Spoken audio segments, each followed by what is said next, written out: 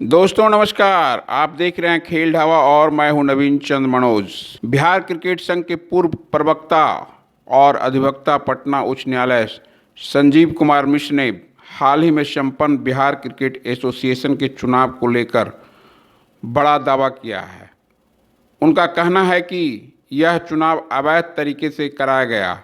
इस चुनाव को कराने में चुनाव अधिकारी ने बहुत कलाकारी की है। तो आइए आगे सुनते हैं बिहार क्रिकेट एसोसिएशन के चुनाव को लेकर संजीव कुमार मिश्र क्या खुलासा कर रहे हैं और उनका क्या कहना है। क्रिकेट एसोसिएशन का जो चुनाव 2022-25 का हुआ है, उसमें एक बहुत बड़ा खुलासा मैं करने जा रहा हूँ। यह खुलासा है, इलेक्टोरल अफसर ने जो कलाकारी की है, जो करतूत किए हैं, उसको चुनाव से संबंधित मैं पूरे बिहार और भारत की जनता को बताना चाहता हूं कि इलेक्टोरल अफसर महोदय द्वारा जो 9/9/2022 को जो एक नोटिफिकेशन निकाला गया था, उस नोटिफिकेशन में बहुत बड़ी बात है। मैं आपको दिखा भी रहा हूं।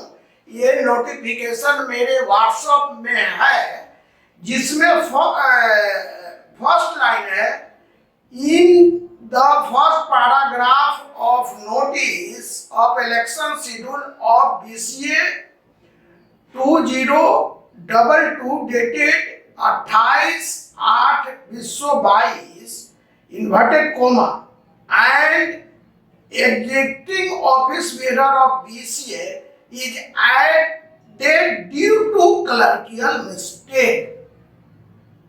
इस लाइन का क्या मतलब है और क्या मतलब निकलना चाहिए, वो हम इलेक्टोरल अफसर महोदय से पूछना चाहते हैं।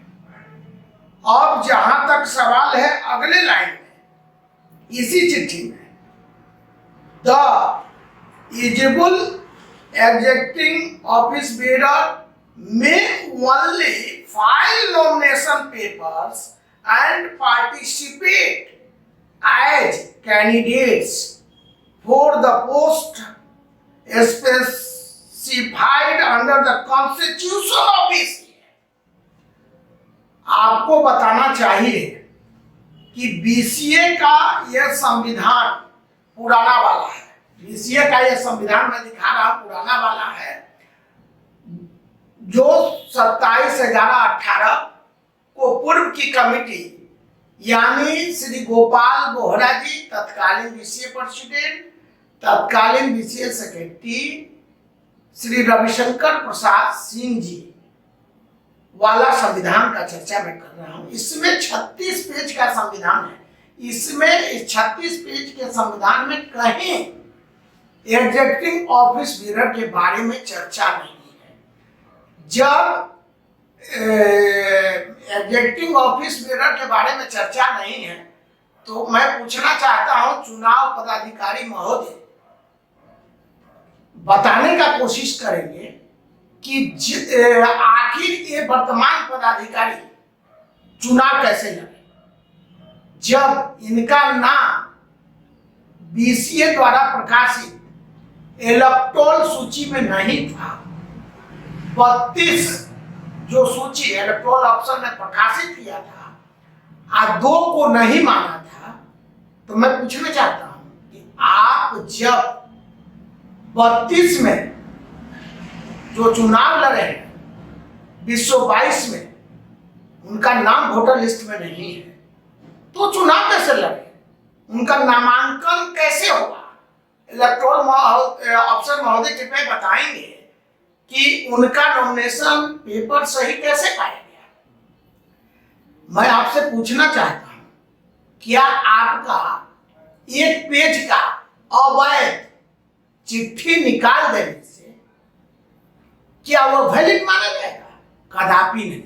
आप दूसरी तरफ आप उस पारा में लिखते हैं कि ये BCA के संविधान के अनुरूप, BCA के संविधान में पुराने वाले में जो अमेंडमेंट हुआ उसकी चर्चा नहीं कर रहा, उसके पहले वाले में जिसमें बीसीए ने कहा है माननीय सर्वोच्च न्यायालय में कि हम पुराने संविधान पर चुनाव करा रहे हैं। इसमें तो चर्चा नहीं है एग्जीक्यूटिव ऑफिस बीडर का, तो फिर ये लोग कैसे चुनाव लड़े? मैं पूरी तरह से आपसे पूछना चाहता हूं और मैं यह भी कहना चाहता हूं कि बीसीसीआई भारतीय क्रिकेट नियंत्रण बोर्ड का एफिलिएटेड यूनिट है बिहार क्रिकेट एसोसिएशन। जब लोढ़ा कमेटी के अनुसार सभी स्टेट यूनिट का बायलॉज बना और उसके अनुरूप सभी राज्य संघ काम कर रहे हैं, जिसमें बीसीए भी है।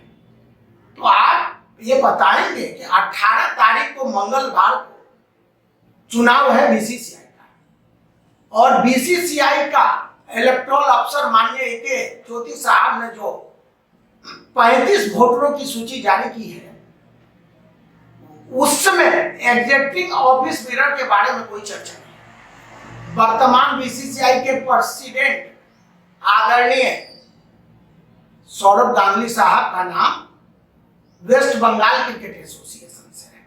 हमारे आदरणीय बीसीसीआई के वर्तमान के सचिव जय साहनी का नाम गुजरात से है। इसी तरह से ज्वाइंट सेक्रेटरी जॉर्ज साहब का नाम केरल से है।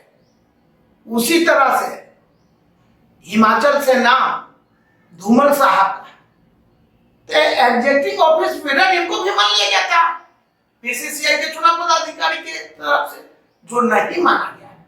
तो मैं तो बीसीसीआई को बधाई देता हूं और यह कहना चाहता हूं कि आप माननीय सर्वोच्च न्यायालय के 9, 8, 18 और पिछले दिनों के जो ऑर्डर हुए हैं उसके अनुरूप आप आगे बढ़ रहे हैं, चुनाव करा रहे हैं। और बीसीए क्या कर रहा है? बीसीए का इलेक्टोरल अफसर क्या कर रहा है और क्या किया है? इनके कह देने से यह चुनाव 100% वैलिड होगा ऐसा नहीं है। मैं यह खुलासा कर रहा हूं आपके सामने और चुनौती दे रहा हूं और उनसे निवेदन कर रहा हूं कि आप अगर गलत काम किए हैं, बिहार क्रिकेट एसोसिएशन के इलेक्शन में एग्जीक्यूटिव ऑफिस बीडर का नाम कहीं नहीं है, जो 32 वोटरों की सूची जारी हुई है। जिला संघों से जिस लोग का नाम स्टेट में आता है वही प्रतिनिधित्व करते हैं जिले का और वही चुनाव लड़ सकते हैं। मैं आपसे पूछना चाहता हूं कि लोक प्रतिनिधित्व अधिनियम 1950 में यह स्पष्ट है, जिसको पढ़ा जा सकता है, देश जानता है, कि अगर आपका नाम किसी भी मतदाता सूची में नहीं है तो आप वार्ड का चुनाव, मुखिया का चुनाव, माननीय विधायक का चुनाव, एमएलसी का चुनाव, राज्यसभा का चुनाव, लोकसभा का चुनाव, कोई भी छोटा से बड़ा चुनाव भारत में नहीं लड़ सकते हैं। अरे भाई, वोटर लिस्ट में नाम नहीं और चुनाव लड़ने चल दिए, और एक लाइन का इलेक्टोरल अफसर गोवा से आते हैं और ये कलाकारी करके यहां से चले जाते हैं। मुझे विशेष कुछ नहीं करना है। एग्जीक्यूटिव अफसर के बारे में पूर्व के ट्रेजरर श्रीमान आनंद जी ने आपको मेल किया था। मैं आपसे पूछना चाहता हूं इलेक्टोरल अफसर साहब, उस मेल को आप पब्लिक डोमेन में लाएं। उस मेल को आप श्वेत पत्र के रूप में जारी करें और उस मेल के बारे में आज तक आपने जवाब क्यों नहीं दिया? और एग्जीक्यूटिव ऑफिस बीडर का नाम जब वोटर लिस्ट बिहार में बीसी में नहीं था 32 में, तो आपने वैसे लोगों को चुनाव लड़ने के लिए कैसे उचित समझा? मेरे नजर में गलत है, संविधान के विपरीत है और भारत के संविधान के खिलाफ है। और बीसीए के 36 पेज का जो संविधान है, इसमें एग्जीक्यूटिव ऑफिस बीडर के बारे में कहीं कोई चर्चा नहीं।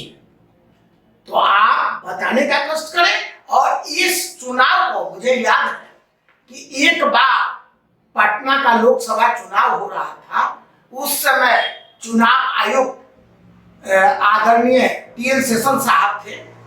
तो 98 या 99 का लोकसभा चुनाव काउंटर माइंड हुआ था।